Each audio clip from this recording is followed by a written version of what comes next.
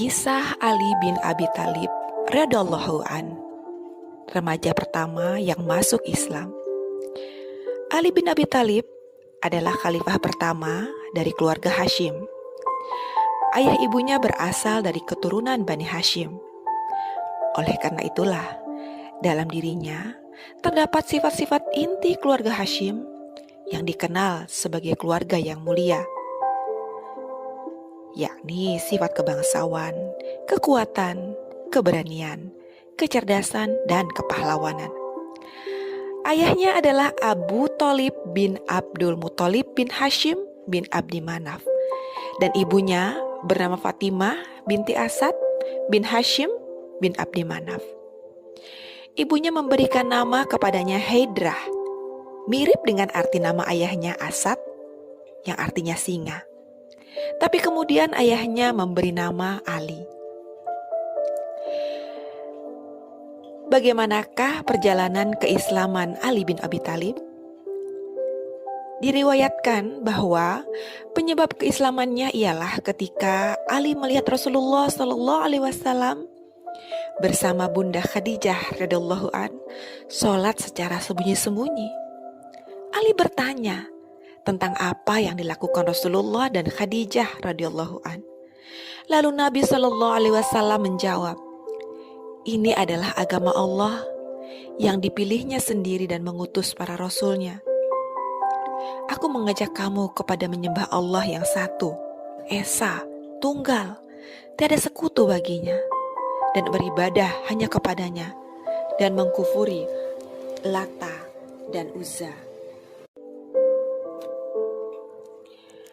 Ali menjawab, "Ini perihal baru yang belum pernah kudengar.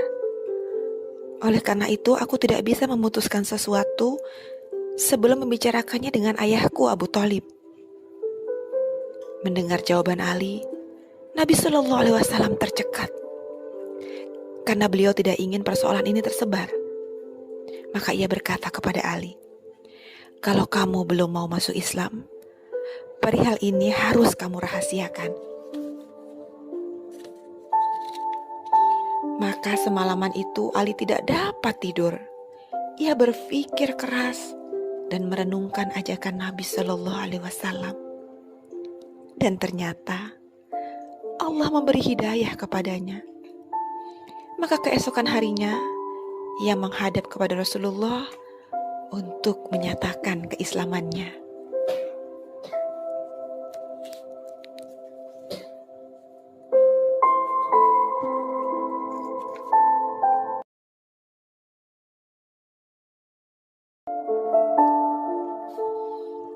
Ali, anak remaja itu kini sering pergi bersama Rasulullah ke lembah kota Mekah untuk melakukan sholat dan beribadah. Pada suatu hari, Abu Thalib melihat perbuatan anak dan kemenakannya di suatu tempat yang bernama Nakhlah. Abu Thalib heran dan bertanya kepada Nabi SAW, "Wahai anak saudaraku, agama apa yang sedang kamu kerjakan ini?" "Ini agama Allah, agama malaikat-malaikat dan rasul-rasulnya, dan agama Ibrahim.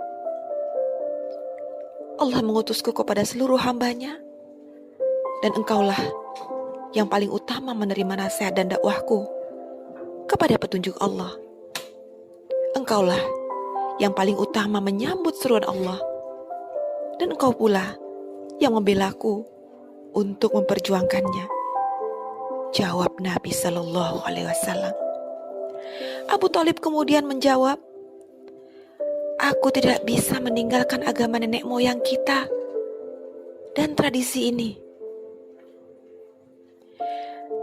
Namun penolakan Abu Thalib tidak menghalangi Ali untuk terus menjalankan keimanannya bersama Nabi SAW. Sebab Ali sudah yakin benar Nabi SAW adalah penyeru kepada yang hak, keadilan, kehormatan, serta kepada martabat manusia. Hingga pada suatu pagi, Rasulullah SAW berseru dan mengumpulkan orang-orang dekat Ka'bah dan berkata kepada mereka, "Seorang pemimpin tidak akan mendustai keluarganya. Demi Allah, kalau aku mendustai semua orang, aku tidak akan mendustai kalian. Dan kalau aku menipu semua orang, tidak akan menipu kalian. Demi Allah, yang tidak Tuhan kecuali Dia. Aku ini adalah utusan Allah kepada kalian, khususnya, dan kepada segenap manusia. Demi Allah, kalian akan mati sebagaimana kalian tidur, dan kalian akan dibangkitkan kembali sebagaimana kalian bangun tidur. Kalian akan dihisap tentang apa yang telah kalian lakukan. Kebaikan dibalas dengan kebaikan, dan kejahatan dibalas dengan kejahatan. Dan kelak kalian akan mendapat surga selama-lamanya, atau neraka selama-lamanya. Demi Allah, aku tidak mengetahui orang sebelum aku membawa sesuatu yang lebih utama dari yang aku bawa untuk kalian. Aku membawa untuk kalian kebaikan dunia dan akhirat." Kemudian Nabi Shallallahu Alaihi Wasallam melanjutkan sabdanya, "Selamatkan diri kalian dari siksa neraka."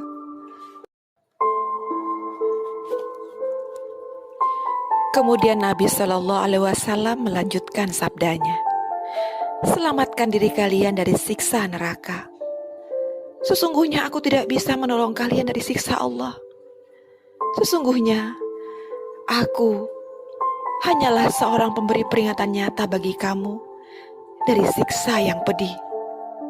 Abu Lahab, paman Rasulullah Shallallahu Alaihi Wasallam, yang pada waktu itu ikut hadir berseru dan dengan berang, "Binasalah kamu Muhammad, apakah untuk itu kamu mengumpulkan kami?" Tapi Nabi Shallallahu Alaihi Wasallam tidak putus asa. Dengan tenang dan penuh sabar, ia menahan diri dan berkata, "Aku mengajak kalian kepada dua kalimat yang ringan diucapkan lidah, tapi berat dalam timbangan, yakni bersyahadat, La ilaha illallah, Muhammad Rasulullah. Tidak ada Tuhan kecuali Allah, dan bahwa Muhammad adalah utusan Allah.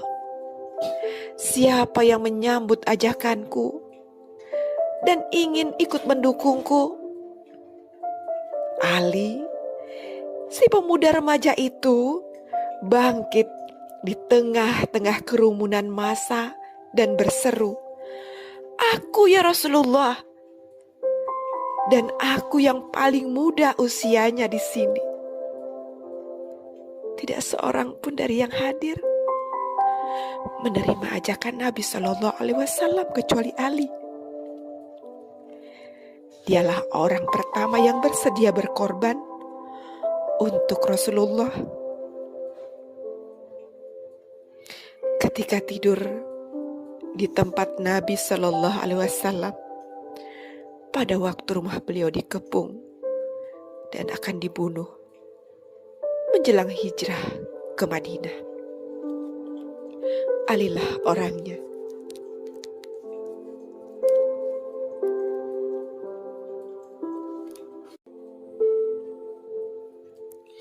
Ketika menjabat sebagai khalifah, Ali radhiyallahu an menemukan baju besi, baju perang miliknya di tangan seorang Nasrani. Tetapi orang Nasrani itu tidak mengakuinya. Sebagai rakyat, Ali radhiyallahu an mengadukan hal tersebut kepada ketua pengadilan. Pada waktu persidangan, ia dipanggil sang hakim dengan panggilan Amirul Mukminin. Ali tidak senang mendengar panggilan ini. Ia menolak panggilan itu karena pada waktu persidangan kedudukannya sebagai penggugat sama seperti yang tergugat. Ia menyadari persamaan kedudukan antara penggugat dan tergugat di hadapan hakim merupakan suatu langkah menuju keadilan. Ali menggugat orang Nasrani itu dengan mengatakan bahwa baju besi itu miliknya yang hilang dan dia tidak pernah memberinya atau menjualnya kepada siapapun.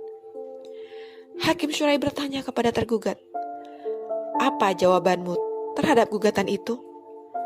Orang Nasrani itu menjawab, "Baju besi ini milikku dan bagiku Amirul Mukminin bukanlah pembohong." Hakim Syurai bertanya kepada Ali, "Apakah Anda punya bukti-bukti?" Ali radhiyallahu an tersenyum dan berkata, "Tepat pertanyaanmu, Hakim. Aku tidak mempunyai bukti." Karena Ali tidak memiliki bukti-bukti, maka sidang pengadilan memutuskan baju besi tersebut milik orang Nasrani itu. Setelah persidangan usai, orang Nasrani itu kembali bertemu dengan Ali. Ia berkata, "Aku bersaksi bahwa ini adalah pengadilan para nabi. Amirul Mukminin menuntut aku melalui hakimnya, dan hakimnya mengalahkannya. Sejak saat ini saya bersyahadat bahwa tidak ada Tuhan kecuali Allah dan bahwa Muhammad adalah hamba dan utusannya. Baju besi itu milikmu ya Amirul Mukminin. Aku mengambil baju besi ini dari untamu yang kelabu ketika engkau dan pasukanmu hendak berangkat ke Siffin." Ali kemudian berkata, "Karena kamu telah masuk Islam, maka baju ini untukmu." Banyak orang menyaksikan orang Nasrani itu kemudian menjadi tentara yang setia kepada Ali ketika berperang melawan kaum Khawarij yang memberontak dan memerangi Ali dalam pertempuran An-Nahrawan.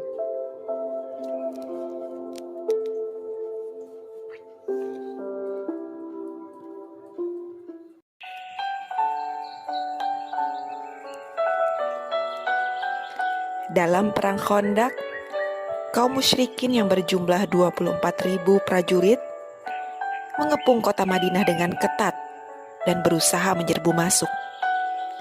Tetapi parit yang digali kaum muslimin sekitar Madinah menghalangi usaha mereka.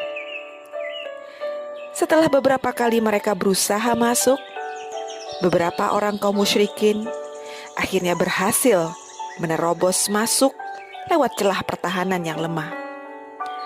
Pasukan berkuda mereka dipimpin oleh seorang laki yang kuat bernama Amru bin Wud.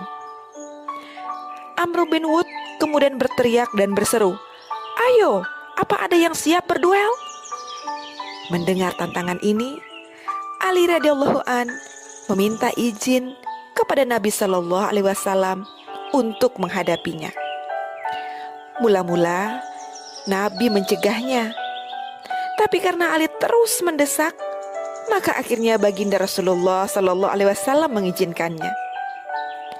Dalam sekejap mata, Ali berhadapan dengan Amru dan Ali berseru kepadanya, "Aku mengajak kamu ke jalan Allah, ke jalan Rasulullah dan kepada Islam." Amru bin Wud menjawab dengan angkuh, "Aku tidak memerlukan itu semua." Ali menanggapinya, "Kalau demikian, aku mengajak kamu bertempur." Amru bin Wud pun menjawab, "Mengapa hai anak saudaraku, demi berhala Allata, aku tidak ingin membunuhmu." Tapi Ali menjawab lagi, "Tapi demi Allah, aku ingin membunuhmu." Tantangan Ali membangkitkan semangat jahiliyah Amru bin Wud. Ia menikam kudanya dengan pedangnya dan menyerang Ali dengan bengis. Tapi Ali menangkis dengan sekuat tenaga dan menikamkan pedangnya ke tubuh Amru. Tak lama kemudian, tubuh Amru roboh bermandikan darah. Setelah peristiwa itu, Ali radhiyallahu an kembali kepada barisan muslimin. Maka tidak mengherankan bila Ali dikenal sebagai orang yang tidak dapat dikalahkan lawan.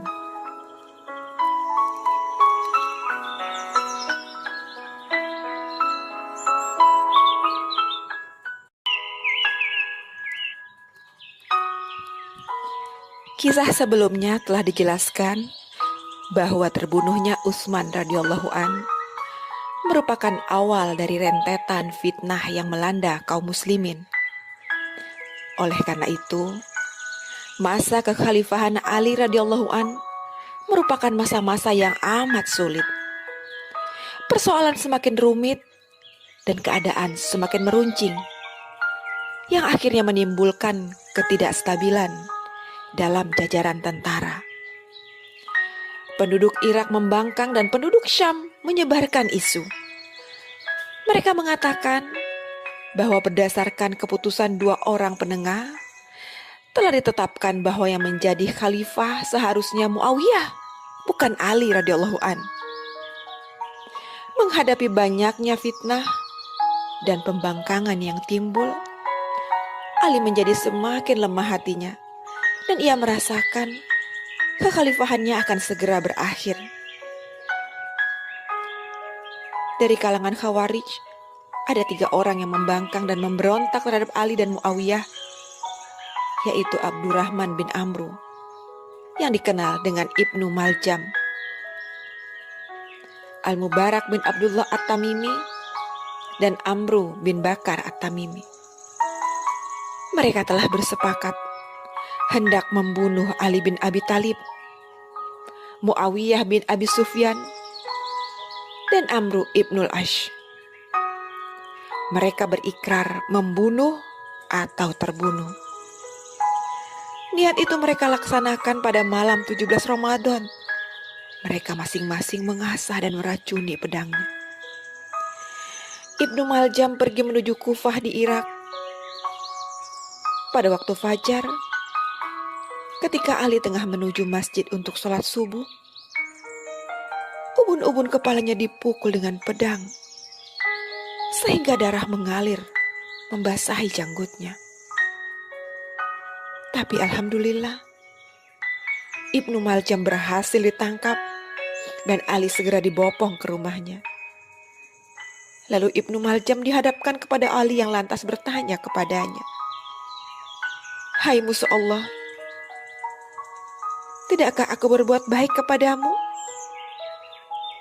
Ibnu Maljam menjawab, "Iya, benar." Lalu Ali bertanya lagi, "Lantas mengapa kamu berbuat demikian?" Ibnu Maljam menjawab, "Aku telah mengasah pedangku selama 40 hari dan mohon kepada Allah agar aku dapat menggunakannya untuk membunuh makhluknya yang paling jahat." Ali radhiyallahu an kemudian menjawab, "Tiada lain, kamu akan terbunuh oleh pedangmu itu. Dan aku tidak melihat ada orang yang lebih jahat daripada kamu." Kemudian Ali melanjutkan pesannya, "Kalau aku wafat, bunuhlah dia. Dan kalau selamat, biarlah aku nanti yang menentukan keputusan." Dan ternyata Ali radhiyallahu an wafat pada hari Jumat, tanggal 17 Ramadan, tahun 40 Hijriah. Khalifah telah dijabatnya selama 4 tahun 8 bulan. Ia mempunyai anak berjumlah 33 orang, 15 laki-laki dan 18 perempuan. Ia dikubur di Kufah pada malam harinya.